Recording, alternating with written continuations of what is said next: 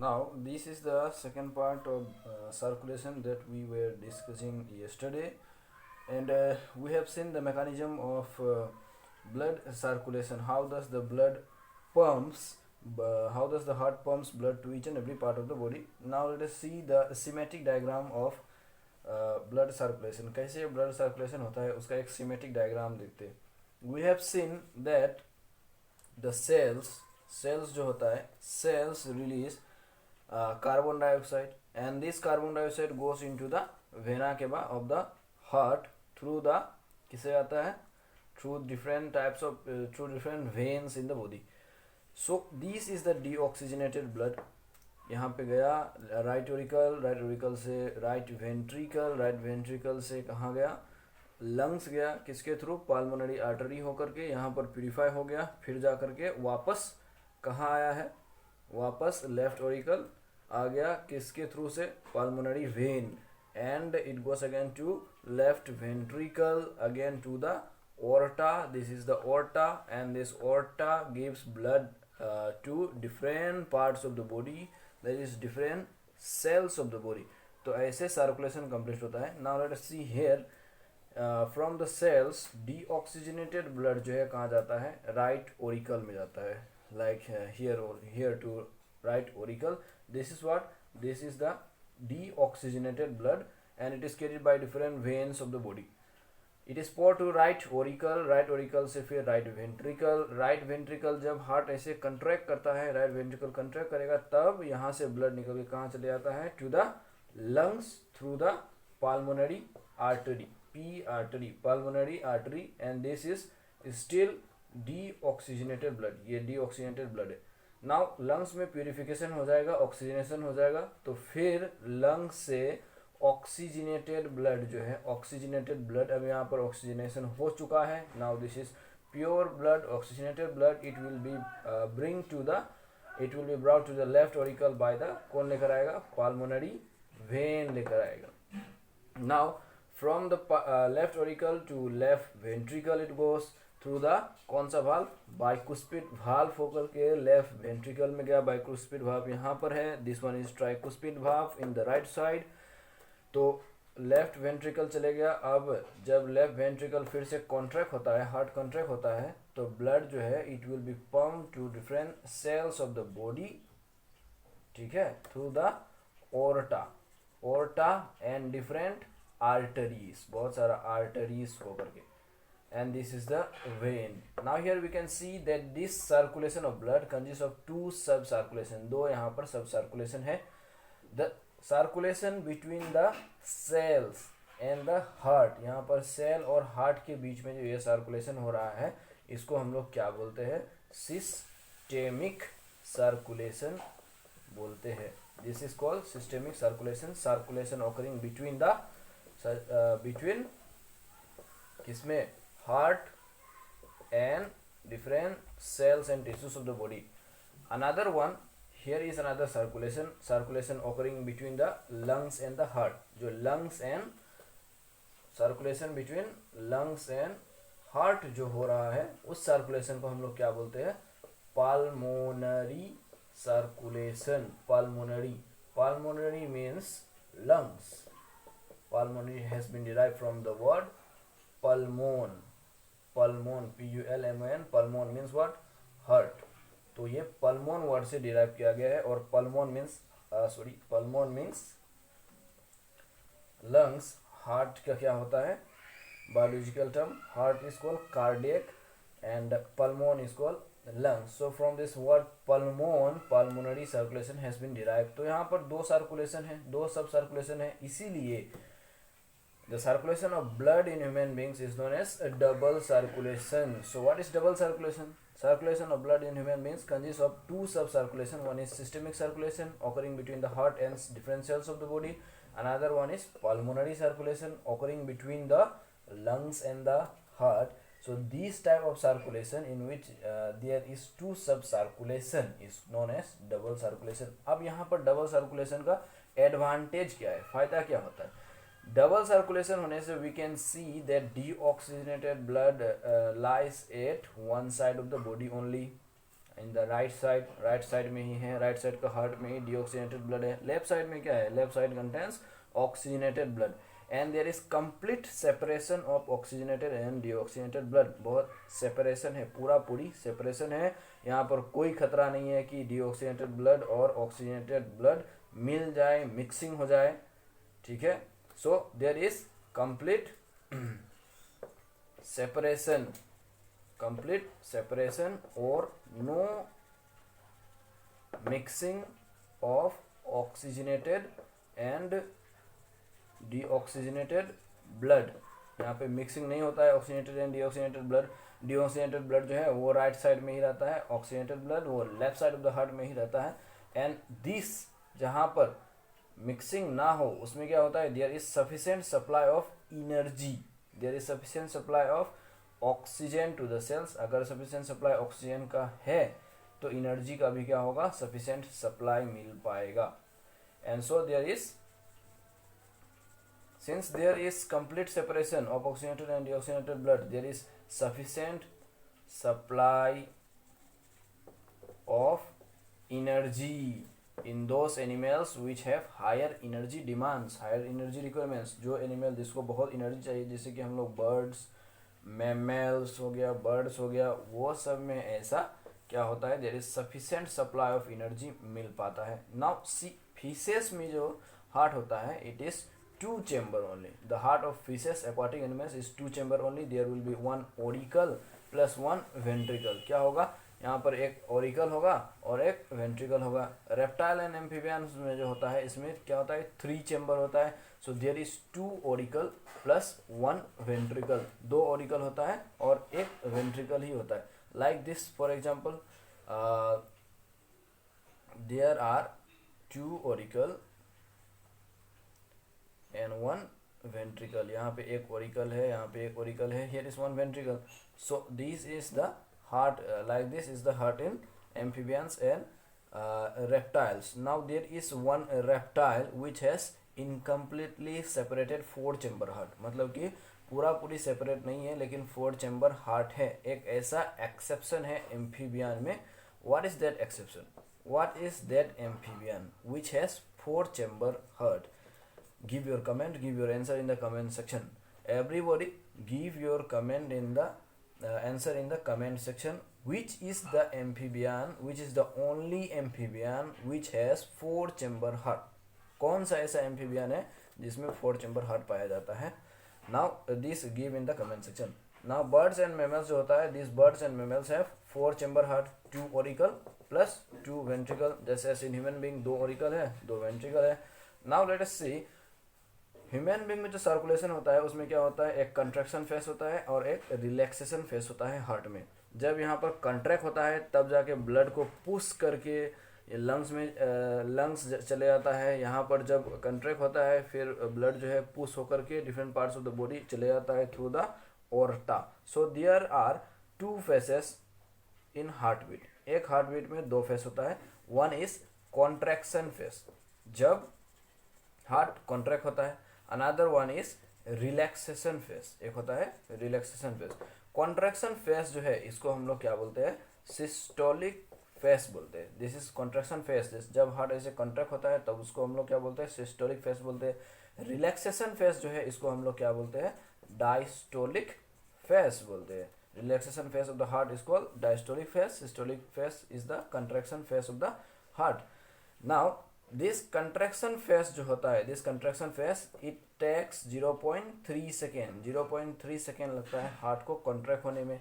Relaxation होने में obviously थोड़ा सा ज़्यादा टाइम लगेगा क्योंकि आराम से रिलैक्सेशन कर रहा है। So it takes 0.5 second and this 0.8 second and 0.3 second and 0.5 second together max 0.8 second. So one heart beat, एक हार्ट बीट जो होता है उसमें टोटल कितना टाइम लगता है, it takes 0.8 second and so in 1 minute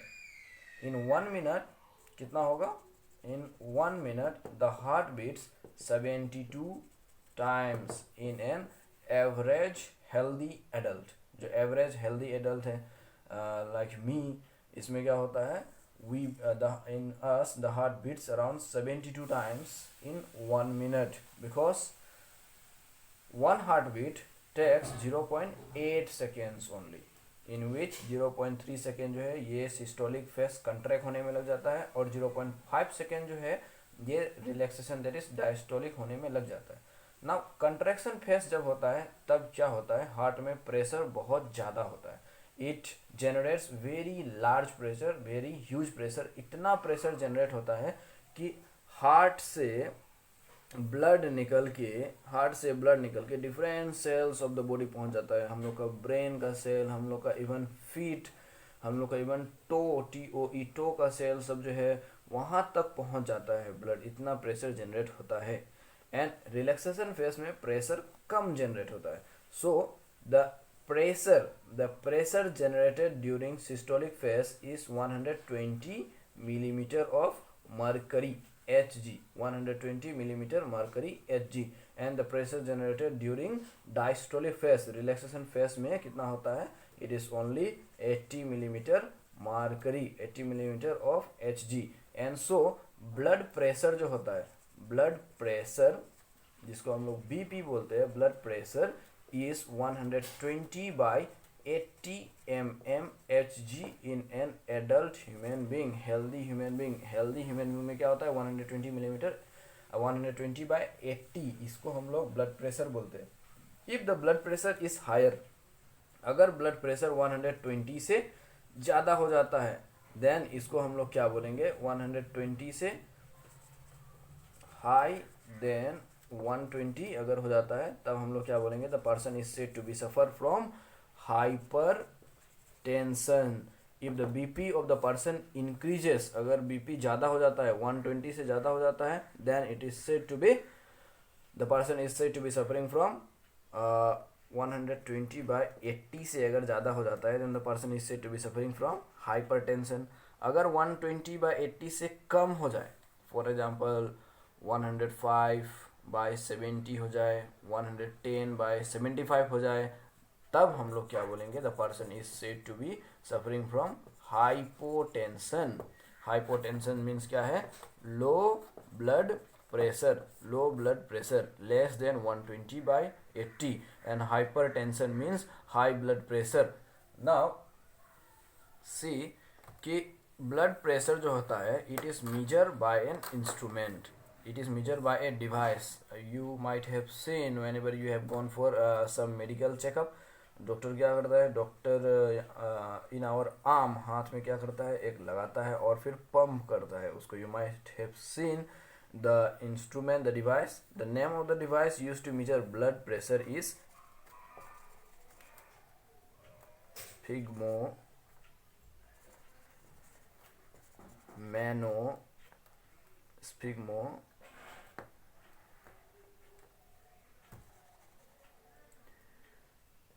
manometer। The name of the device used to measure blood pressure is sphygmomanometer। So this is the device used to measure blood pressure। If we measure blood pressure by using this device then we will get 120 by 80 as our normal blood pressure। Now if there is hypertension in the person then what will happen, obviously the heartbeat will increase too much and blood vessels may rupture। Now after blood circulatory system is the lymphatic circulatory system। lymphatic circulatory system जो होता है it consists of three components, lymph, lymph nodes and lymph capillaries। lymph क्या होता है, this is a straw colored होता है, straw colored fluid होता है, और ये किस में रन करता है, it runs through the lymphatic capillaries. और ये लिम्फेटिक कैपिलरीज जो होता है, lymphatic capillaries also runs parallel to the blood capillaries. जो हम लोग का बॉडी में ब्लड कैपिलरीज है, ब्लड कैपिलरीज का पैरेलल में, suppose this is the blood capillary, BC means blood capillary, blood capillary का पैरेलल में ही क्या होगा, लिम्फेटिक कैपिलरी भी होगा, LC लिम्फेटिक कैपिलरी ऐसे रन करेगा। So lymphatic lymph is the straw coloured fluid and this lymph is the extra cellular fluid. ये एक एक्स्ट्रा सेलुलर फ्लूइड है जो कि एक्स्ट्रा सेलुलर मीन्स क्या होता है, which lies outside the cell, जो सेल के बाहर रन करता है। This is extra cellular fluid. And how this lymph is form, कैसे फॉर्म होता है? इट फॉर्म्स व्हेन, कैसे फॉर्म होता है? It forms when blood capillary, सब we know that the blood capillary is a single celled thick blood vessel. Single cell का होता है, मतलब कि ब्लड कैपिलरी जो होता है बहुत ही छोटा होता है, बहुत पतला होता है. एक सेल से ही इसका, वन सेल लेयर से ही इसका वॉल बना हुआ होता है ब्लड कैपिलरी का. तो जब ब्लड कैपिलरी से ब्लड होकर के ऐसे जाता है, रन करता है, तब जाकर के क्या होता है कि उसका ब्लड कैपिलरी का वॉल से ब्लड का प्लाज्मा जो है वो सीप्स आउट कर सकता है. सीप्स आउट का मतलब क्या है? लीकेज कर सकता है, लीकेज होता है. So when blood flows through the blood capillaries, some portion of the blood plasma seeps out, और दस लीकेज, सीप आउट हो जाता है मतलब कि लीक हो जाता है. और यही लीक हो करके जो बनता है, लीक मतलब कि लीक जो हुआ है प्लाज्मा, उसी प्लाज्मा को हम लोग क्या बोलते हैं? लिम्फ बोलते हैं. So how lymph is form? Lymph is form when blood plasma seeps out through the blood capillaries. Now this lymph contains a cell, a type of cell known as lymphocyte. lymph में क्या होता है? lymphocyte होता है. lymphocyte जो होता है इसका फंक्शन क्या है? this lymphocyte functions like that of the WBC. WBC का फंक्शन के तरह ही होता है. ये क्या करता है? it kills microbes entering the body, मतलब कि it provides immunity to the body. Body को क्या प्रोवाइड करता है? इम्यूनिटी प्रोवाइड करता है. And helps in the protection of body from various types of diseases. बहुत सारे डिजीज से हम लोग का बॉडी को बचाता है, क्योंकि इसमें एक लिम्फोसाइट होता है. It kills microbes.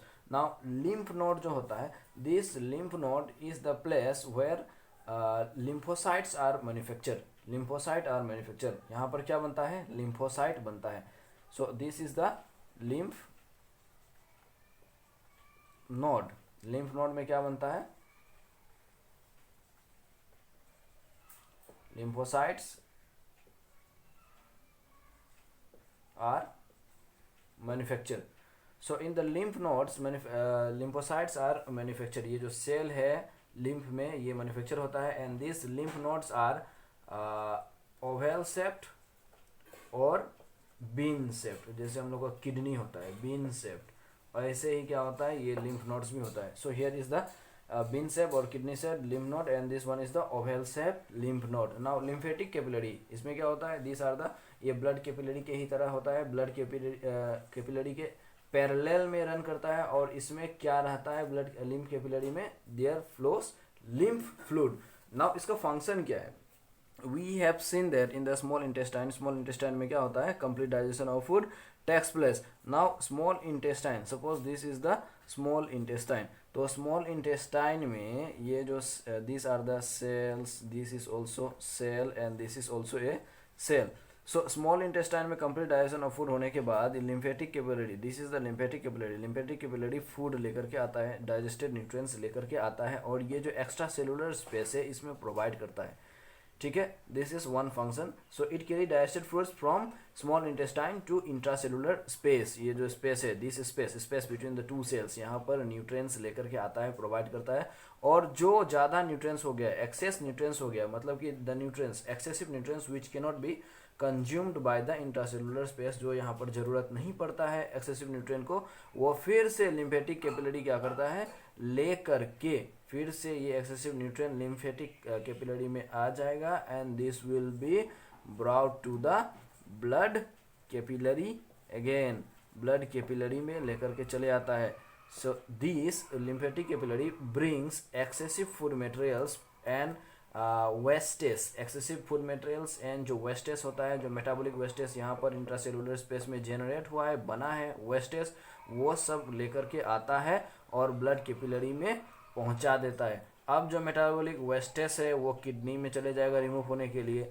जो यूजफुल सब्सटेंसेस है वो फिर दूसरा different parts of the cell, different parts of the body, different cells of the body में चले जाएगा, ब्लड कैपिलरी लेकर के पहुंचा देगा. नंबर 3 क्या है? It contains, lymph contains A cell that is called lymphocyte, and lymphocyte helps in protection of the body from different types of microbes. So now after finishing blood circulation and lymphatic circulation, now there is transportation in plants. Plants में कैसे होता है transportation of food, transportation of waste materials, transportation of water, ये सब कैसे होता है? It takes place through the vascular bundles और vascular conducting tissues भी हम लोग बोलते हैं vascular bundle, vascular conducting tissue. And these vascular bundles are of two types. They are xylem and phloem. तो जाइलेम क्या है? This xylem is responsible for transportation of water and minerals from the soil to the leaves.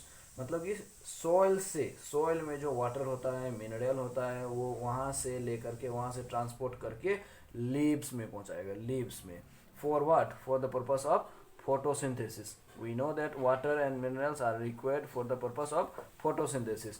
Now this xylem consists of 4 components. इसमें 4 component होता है. They are trachea, vessel, xylem parenchyma and xylem fiber. Now out of these 4 components, which one is the living component? Living component कौन सा है? This is the living component is the xylem parenchyma.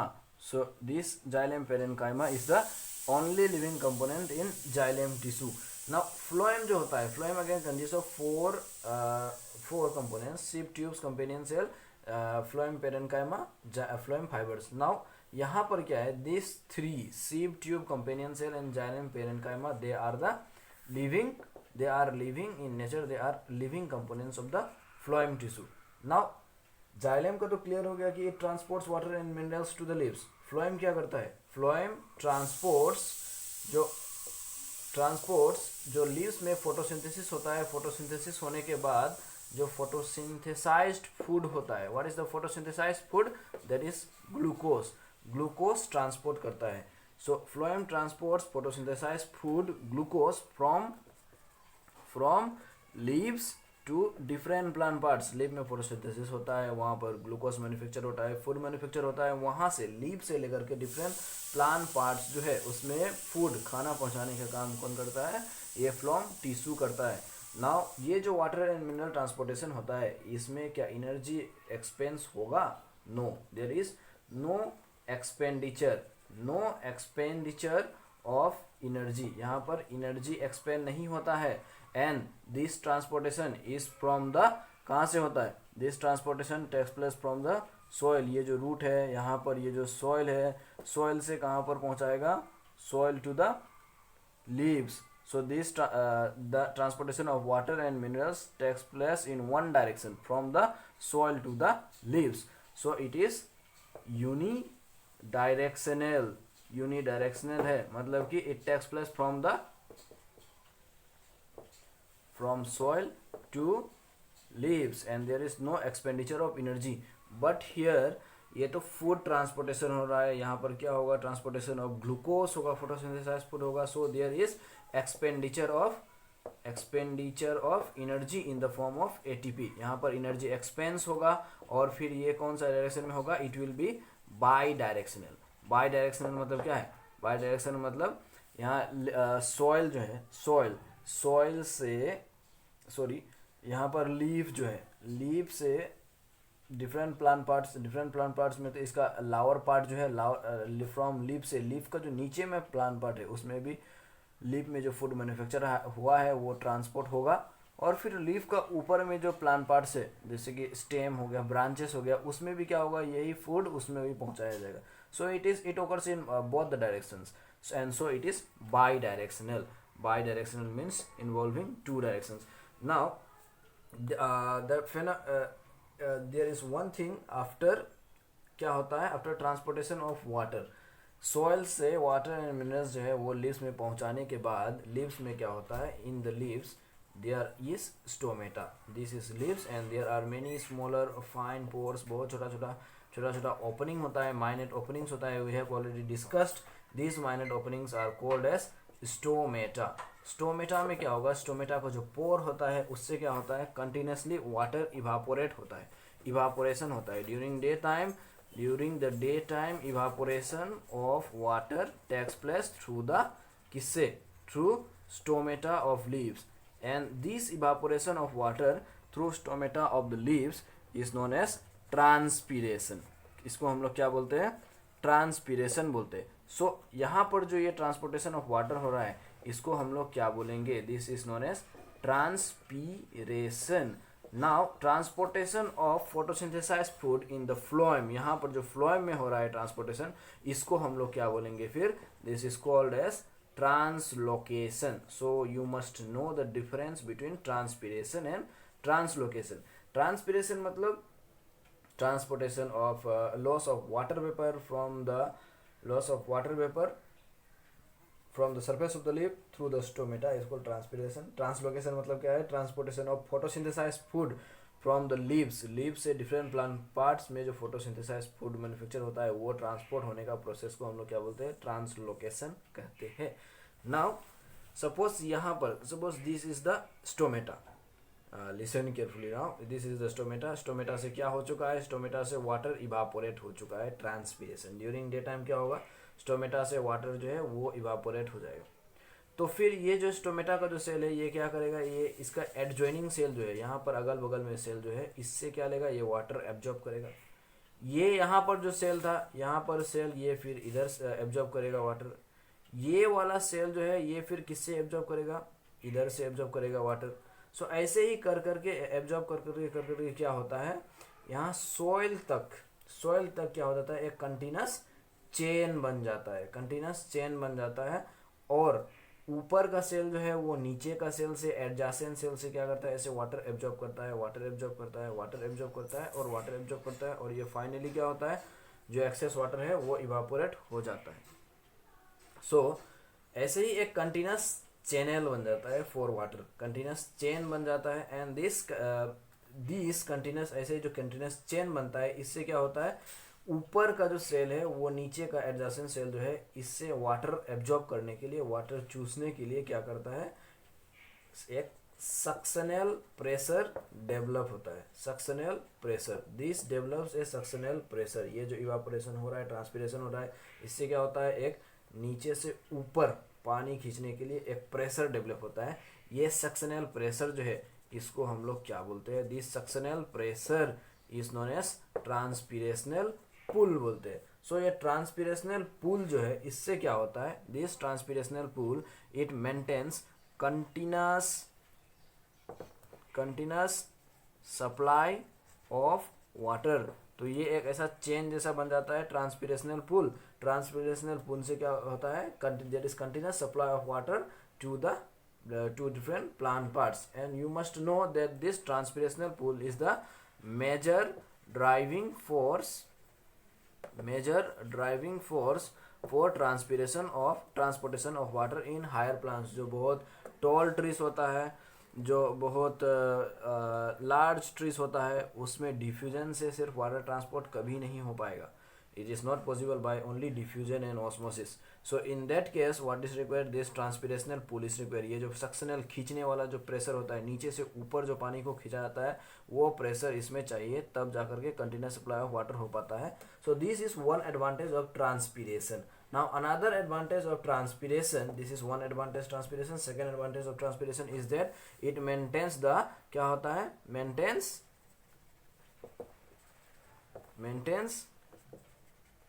temperature of plant body का जो temperature है वो maintain करके रखता है. यहाँ से वाटर कंटिन्यूसली इवापोरेट हो रहा है. अगर हमारे शरीर से वाटर इवापोरेट हो जाए तो क्या होगा? There will be cooling effect. एक कूलिंग इफेक्ट होगा and so it will lower down the body temperature of the plants. So it is required for maintaining the temperature of the plant. And now there is third point, that is ascent of क्या होता है? sap होता है. There is ascent of sap मतलब क्या होता है? minerals, water plus minerals plus sap plus water plus mineral plus salt is known as sap.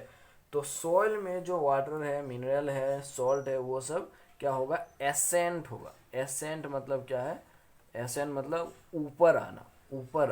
So it is required for upward movement of water, mineral and salts is known as ascent of sap. So these are the advantages of transpiration.